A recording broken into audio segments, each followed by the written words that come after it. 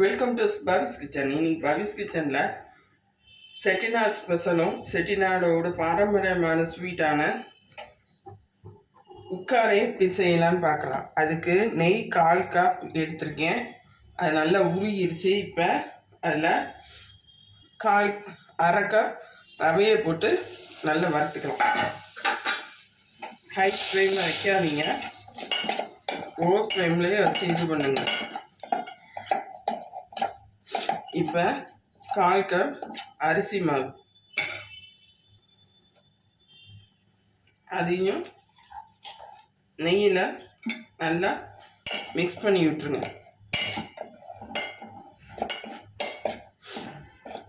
வாசனை இல்லாத எண்ணெய் கூட சேர்க்கலாம் சில ஸ்வீட்ஸ்க்கு, அதில் இதுவும் ஒன்று.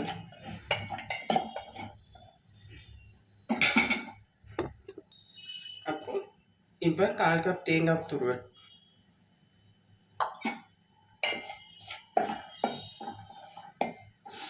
இப்போ 1/4 கப் வெல்லத்தை பாகு காய்ச்சி வச்சுருக்கேன், அதை சேர்க்கலாம். இதெல்லாம் நல்லா மிக்ஸ் ஆகி வரணும்.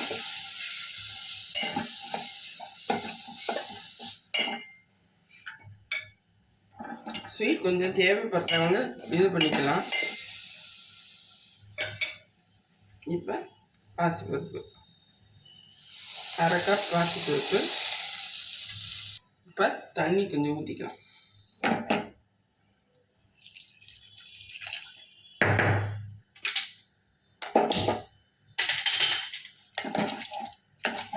அவ்வளோதான், பாரம்பரியமான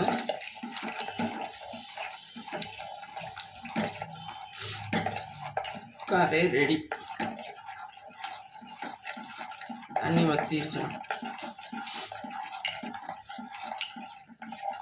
3/4 கப் வெல்லம் தான் சொல்லியிருக்கேன். டேஸ்ட்டு படி வேணுங்கிறவங்க சேர்த்துக்கோங்க. இந்த மாதிரி அடி பிடிக்காமல் வரணும், அப்போ ரெடின்ட்டு அர்த்தம். இப்போ ஸ்டவ் ஆன் பண்ணிடலாம், பவுலுக்கு ட்ரான்ஸ்ஃபர் பண்ணிடலாம். செட்டிநாடு ஸ்பெஷல் உக்காரை ரெடி. நெய் கூட வேணும்னா சேர்க்காதீங்க, ஏன்னா திகட்டும். பார்த்து செய்யுங்க. Bye friends.